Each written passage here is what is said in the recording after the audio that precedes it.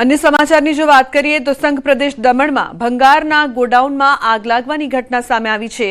3 થી વધુ ફાયર બ્રિગેડની ટીમે ભારે જહેમત બાદ આગ પર કાબુ મેળવ્યો છે। ગોડાઉનમાં મોટી માત્રામાં જ્વલનશીલ પદાર્થ હતો, જેના કારણે આગે વિકરાળ સ્વરૂપ ધારણ કર્યું। ગણતરીની મિનિટોમાં આસપાસનો વિસ્તાર આગની જ્વાળાઓમાં લપેટાઈ ગયો। પ્લાસ્ટિકનો જથ્થો મોટી માત્રામાં સંગ્રહ કરેલો હતો। આગ લાગતા 3 થી 4 લોકોને ઈજા થઈ છે। तो कच्ची गामમાં ગેરકાયદે ભંગારના ગોડાઉન ધમધમતા હોવાનું પણ સામે આવ્યું છે। તો ભંગારના ગોડાઉનમાં આગ ભારે જહેમત બાદ આગ કાબૂમાં। તો આગમાં 3 થી 4 લોકો પાછળની સાઈડમાં ભંગારની પેલામાં ડેલામાં આગ લાગેલી। તાત્કાલિક અમે અમારી ગાડીઓ 3 ગાડીઓ ટર્ન આઉટ કરી અને ઘટના સ્થળ પર પહોંચી ગયા। ઘટના સ્થળ પર પહોંચતા ફાયર ફાઇટિંગ ચાલુ કરી દીધું। 3 ગાડીની 3 લાઈન ચાલુ કરી। એ આગમાં 3 થી 4 જણાને ઈજા થઈ છે। રાજકોટના ધોરાજીમાં દંપતીને નડ્યો છે અકસ્માત। ધોરાજીના મોટા ગુંદાળા નજીક અકસ્માતની ઘટના। અકસ્માતમાં પત્નીનું ઘટના સ્થળે જ મોત નીપજ્યું છે। પતિ ઇજાગ્રસ્ત થતા હોસ્પિટલ ખસેડાયા છે। તો કાર રોડ સાઈડમાં ખાબકતા સર્જાયો છે અકસ્માત। અકસ્માતની ઘટનાના સીસીટીવી પણ સામે આવ્યા છે। આ સમગ્ર ઘટના બાદ પોલીસ પહોંચી છે ઘટના સ્થળે। તો અકસ્માતમાં પતિનું ઘટના સ્થળે મોત નીપજ્યું છે। ઉલ્લેખનીય છે કે અકસ્માતની આ સમગ્ર ઘટના જે છે તે સીસીટીવીમાં કેદ થઈ છે। રાજકોટની આ ઘટના દ્રશ્યોમાં જોઈ શકાય છે કઈ રીતે અકસ્માત થયું। ધોરાજીમાં દંપતીને અકસ્માત નડ્યો હતો, જેમાં પત્નીનું ઘટના સ્થળે જ મોત નીપજ્યું છે। પરિવારમાં શોકનો માહોલ જોવા મળી રહ્યો છે। તો અકસ્માતની ઘટનાના સીસીટીવી અત્યારે આપ ટીવી સ્ક્રીન પર જોઈ રહ્યા છો, તેના આધારે પોલીસ તપાસ પણ કરવામાં આવી રહી છે। ધોરાજીમાં દંપતીને કઈ રીતે અકસ્માત નડ્યો તેના સીસીટીવી ફૂટેજ સામે આવ્યા છે। તો પોલીસ ઘટના સ્થળે પહોંચી હતી। આ સમગ્ર ઘટના બાદ પત્નીનું ઘટના સ્થળે જ મોત નીપજ્યું છે। अन्य समाचार मोरबीथी पीसीआर वाने रिक्शाने अड़फेटे लीधी। धरमपुर रोड पर 112 नंबर वाने अकस्मात सर्ज्यो। अकस्मातमां 112 वानना ड्राइवर अने रिक्शामां सवार 5 ने ईजा पहोंची छे। तो पीसीआर वाननो ड्राइवर नशामां होवानी आशंका छे। ईजाग्रस्तोने सारवार अर्थे होस्पिटल खसेडवामां આવ્યો છે। उल्लेखनीय है कि पीसीआर वानનો ड्राइवर नशाમાં હોવાની આશંકા બાદ અનેક ચર્ચાઓ થઈ રહી છે। મોરબીની સમગ્ર ઘટના પીસીઆર વાને રિક્ષાને અડફેટે લીધી। સંવાદદાતા રવિ જોડાયા છે વધુ માહિતી આપવા માટે। રવિ, શું વધુ વિગતો સમગ્ર મામલે?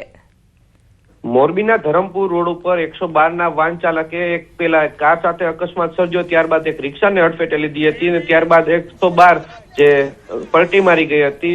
112 નો પીસીઆર વાનનો ડ્રાઈવર છે જે નશામાં હોવાની આશંકાઓ સામે આવી હતી। એ અકસ્માતમાં 5 લોકો ઇજાગ્રસ્ત થયા હતા।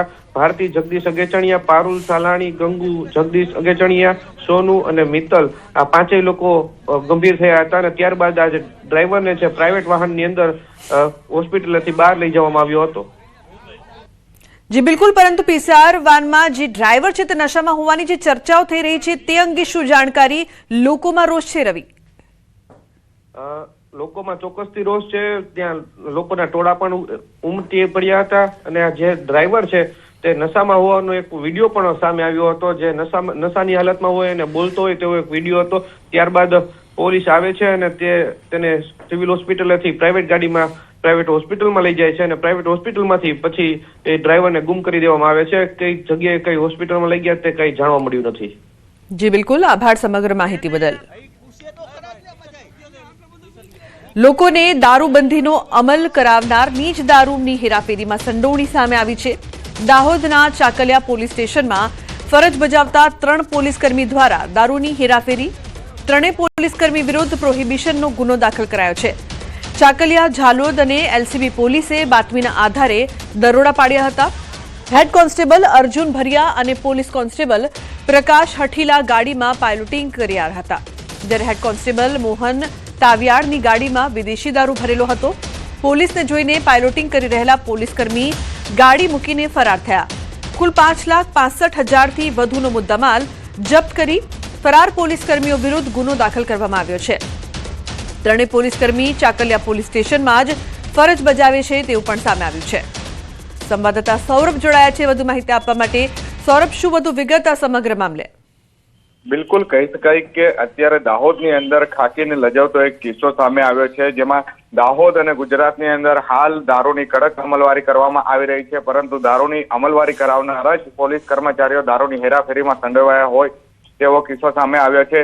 દાહોદના ચાકલિયા વિસ્તારમાં Dahod LCB, Jhalod police station અને ચાકલિયા પોલીસ સ્ટેશનના કર્મચારી જ્યારે પેટ્રોલિંગ પર હતા અને તે દરમિયાન તેઓને ખાનગી રાહે બાતમી મળી હતી કે રાજસ્થાન તરફથી 2 ગાડીની અંદર વિદેશી દારૂ ભરાઈને ગુજરાતની અંદર પ્રવેશ થવાનો છે।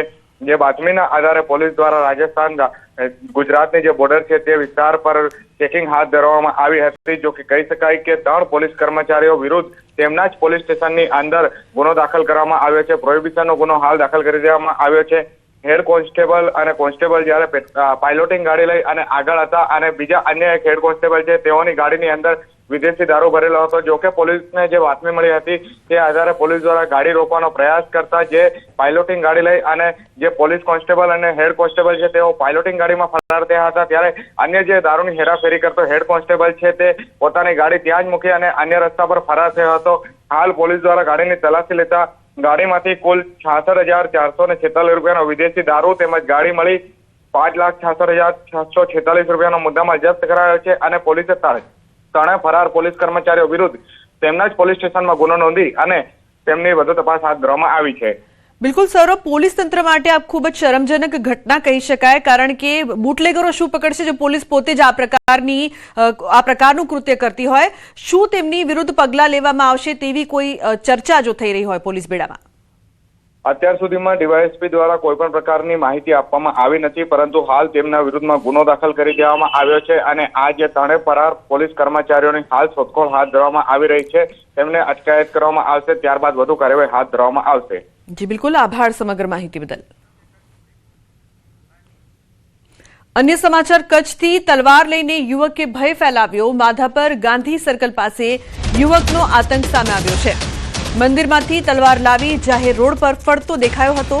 વિડીયો વાયરલ થતા પોલીસે તાત્કાલિક કાર્યવાહી કરી યુવાનને રાઉન્ડઅપ કરી જાહેર સુલેહ શાંતિ ભંગ બદલ અટકાયત કરવામાં આવી છે। તો જામીન પર છૂટ્યા બાદ યુવાને જાહેરમાં માફી પણ માંગી છે। મંદિરમાંથી તલવાર લઈને રસ્તા પર ફર્યો હતો। તલવાર લઈને યુવકે ભય ફેલાવ્યો હતો। લોકોમાં ડરનો માહોલ જોવા મળ્યો હતો। કચ્છની આ સમગ્ર ઘટના માધાપર ગાંધી સર્કલ પાસે યુવાનનો આતંક છે તે સામે આવ્યો, જે બાદ પોલીસે આ યુવકની અટકાયત કરી છે। એટલું જ નહીં પરંતુ જાહેરમાં માફી પણ મંગાવી છે। મારું નામ બપ્પુ છગનભાઈ ભીલ, માધાપરનો રહેવાસી। હથિયાર લઈને ફરતો હતો, એકવાર ભૂલ થઈ ગઈ, બીજી વાર મારી ભૂલ નહીં થઈ, માફી માંગુ છું। તો સુરતના કામરેજમાં દુર્ઘટના, લિફ્ટ અને દિવાલ વચ્ચે કચડાઈ જતા મોત નીપજ્યું છે। કામરેજના નવી પારડી ગામે જેડીસી વિસ્તારમાં આ ઘટના બની છે। યુવક લિફ્ટમાં કાપડના ટકા ઉપરના માળીથી નીચે ઉતારી રહ્યો હતો। નીચે જોવા જતા લિફ્ટ અને દિવાલ વચ્ચે અકસ્માતે કચડાયો હતો। યુવકનું ઘટના સ્થળે મોત નીપજ્યું છે। તો કામરેજ પોલીસે આગળની તપાસ હાથ ધરી છે। તો સુરતના કામરેજમાં દુર્ઘટના, કેતન જોડાયા છે વધુ માહિતી આપવા માટે। કેતન, શું છે આ સમગ્ર ઘટના?